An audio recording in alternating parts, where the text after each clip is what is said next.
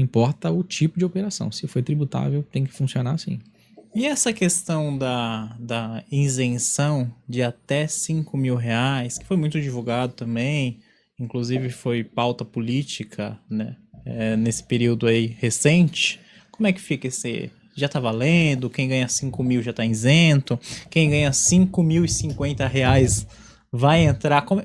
Como é que ficou essa situação dos 5.000? Isso é muito, muito importante a gente tratar disso, porque a isenção para quem ganha até R$ 5.000, ela já está em vigor, ela já está valendo, ou seja, o trabalhador ou quem quer que seja que recebe algum rendimento que é tributável, ou seja, que sobre ele incide imposto, se for até R$ 5.000 ele já não paga hoje. Mas a gente sempre precisa lembrar que eu declaro esse ano o que eu recebi no ano passado. Entendeu? Então, assim, para quem está recebendo o dinheiro e tendo o imposto descontado, hoje já está valendo a regra dos 5.000. Mas para a declaração de imposto de renda que ele está fazendo esse ano, como ela se refere a 2025, e no ano passado não tinha essa isenção, porque ela começou a vigorar a partir de 26, nada muda. Então são cenários diferentes. Porque se aplica a norma do ano passado. Né? Se Exatamente. aplica as regras do ano passado. E agora, esse ano, quem estiver ganhando os 5.000 aí, a princípio tá tranquilo. Exatamente. O trabalhador que tem retenção na fonte, que recebe até R$ 5.000, ele já, muito provavelmente, já percebeu que a empresa parou de descontar dele o imposto de renda. Quando Se tiver descontando, tem algo errado. É boa, hein? Se você recebe até R$ 5.000 e a empresa tá descontando IR, já bate na porta do RH e fala, opa, eu vi no podcast que já tá valendo e não pode descontar. Porque às vezes vai que, né? Vai que no Olerite ali ninguém percebeu, né? E tá sendo descontado. E aí você falou uma coisa interessante. Vamos supor, vamos pegar esse exemplo que a gente estava conversando. O colaborador tá trabalhando, ele ganha ali, o RH por algum motivo ainda tá recolhendo, né, um imposto para ele. Só que não é um imposto devido. Porque não é mais devido, né? Porque tem a isenção. Você falou da restituição. O que é essa restituição? Como é que funciona na prática? O que dá para ser utilizado? A Receita vai dar dinheiro para você? Como é que é?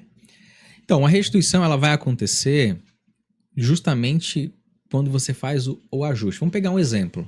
Né? Vamos pegar o exemplo. O cara ele recebe por mês R$ 10.000, certo?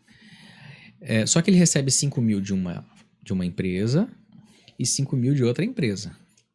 Quando uma empresa foi fazer o pagamento, ela olhou para aqueles R$ 5.000 e falou, é isento. Quando a outra empresa olhou para aqueles R$ 5.000 e falou, é isento. Nenhuma descontou nada.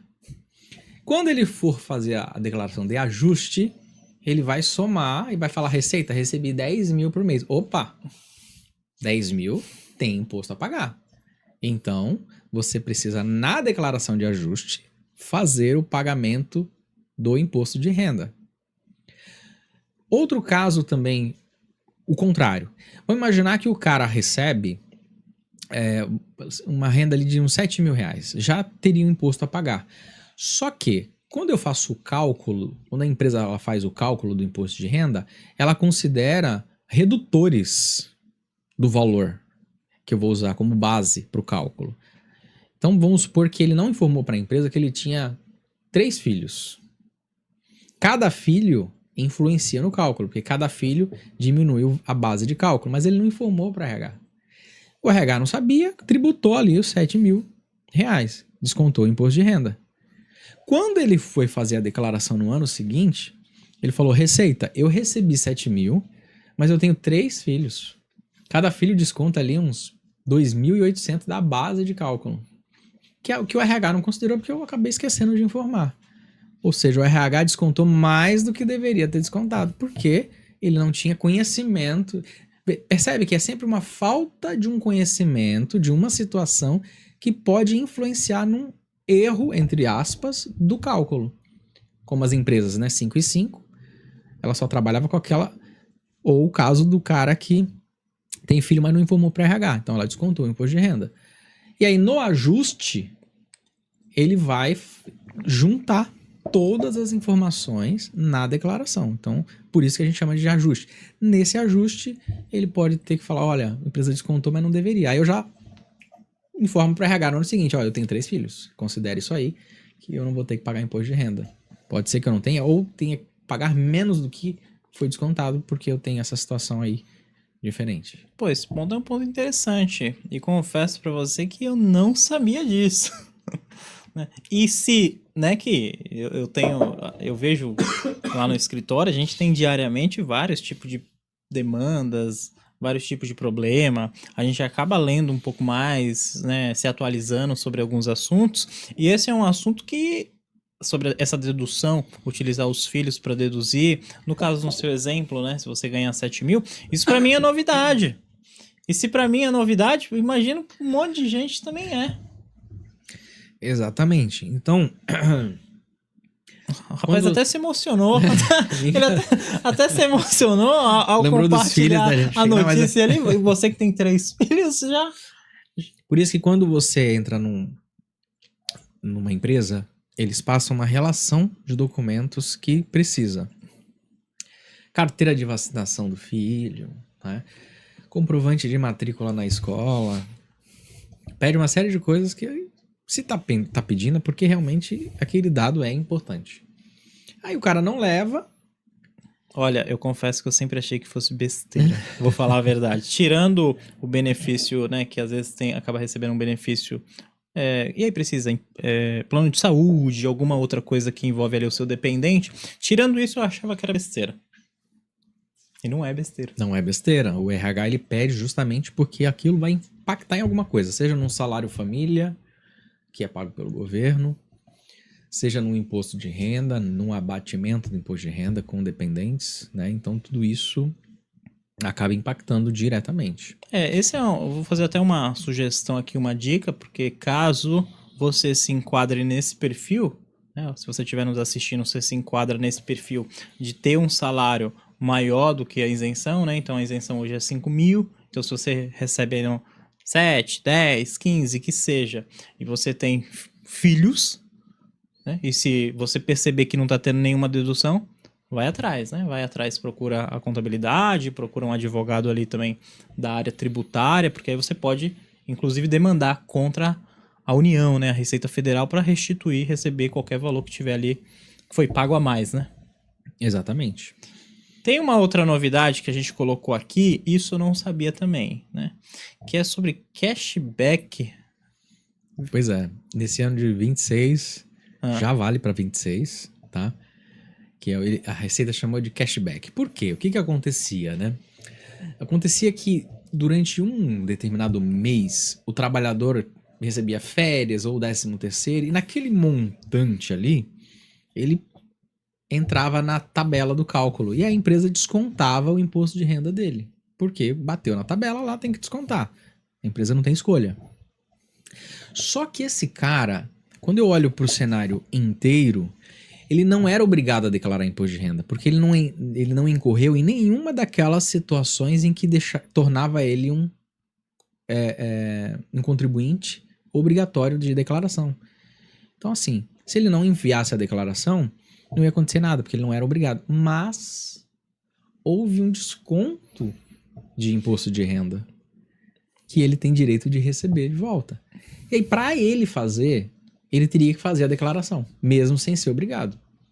Tanto que se ele fizesse fora do prazo, ele não era multado, porque ele não era obrigado a declarar. Então ele precisava fazer uma declaração só para receber de volta aquele imposto de renda que foi descontado dele no ano, porque num determinado mês saiu um pouquinho mais, ou fez algumas horas, alguma coisa, enfim.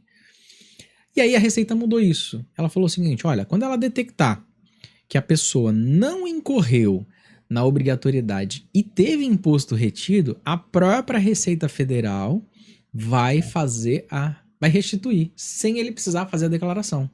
Mas tem um ponto que é essencial. Se a pessoa não tiver isso, ela não recebe.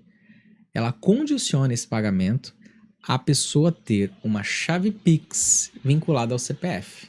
Tem gente que não gosta. Bota a chave Pix no e-mail, bota a chave Pix em algo no telefone, não vincula a chave Pix ao CPF. Se a pessoa não tiver uma chave Pix vinculada ao CPF, ela não recebe o cashback. Então é condição imposto pela Receita Federal para o pagamento, tá? E aí isso é o cashback. Assim, pra muito. Eu ficava até numa saia justa lá no escritório. Pô, o cara não é obrigado, mas teve um dinheiro aqui retido. Só que às vezes ele tinha um valor retido lá de R$100. E aí eu cobro o valor menor que eu cobro pra fazer a declaração é 127. Ele falou, pô, mas aí não Tá compensa. tendo prejuízo, né? Melhor deixar pra lá. Só que assim, meu amigo, eu vou ter o mesmo trabalho de fazer do que eu faria com o outro. Não tem como eu dar um desconto, porque eu vou ter o mesmo trabalho. Aí ele falava, não, então não vou fazer. E o dinheiro ficava pra receita. Porque ele não ia pagar mais do que... Em alguns casos, quando eu tô falando, dá um descontinho, ver se ele faz e tal, mas pra ele na conta não fechava, porque ainda que eu desse um desconto, ele, vou ter esse trabalho todo, vou pegar 10, 15 reais, deixa pra lá. Então acabava ficando muito dinheiro na Receita Federal de contribuinte. Então, assim, é um ato de justiça que ela faça essa devolução sem o cara precisar ter que entregar a declaração. É como não há um controle, né? Imagina. Milhões Milhões de pessoas que deixou... Milhões de reais, né? Ou bilhões, sei lá, porque é muita gente, né? Deixam 100 ali, 200 ali, 300 ali. E aí a pessoa não é obrigada a declarar, porque pra ser restituída você tem que declarar. E aí vem esse cashback pra salvar aí, pra salvar a galera desses descontos de imposto de renda. Eu comecei a declarar meu imposto de renda, eu vou até compartilhar uma experiência, você sabe provavelmente, né? Porque você é meu contador do escritório, contador das empresas. De um tempo pra cá eu queria aprender o imposto de renda, então eu comecei a fazer de uns 2, 3 anos pra cá. Até agora não tive problema nenhum. Mas esse negócio de imposto de renda é algo tão sério que em 2018 ou 2019, aqui vai uma dica, tá? De alguém que se deu mal. Por quê? Eu comecei a receber tudo na minha pessoa física, né? Então eu comecei a carreira ali, sozinho na advocacia, como o brasileiro comum começa as suas atividades no dia a dia. Tudo na minha pessoa física, CPF, até que eu precisava declarar. Se você tá aqui ainda, significa que você gostou muito desse conteúdo e a gente tem um episódio completo disponível desse corte que você acabou de assistir. Então, clica aqui no link e assista o episódio completo no nosso Landmark Podcast.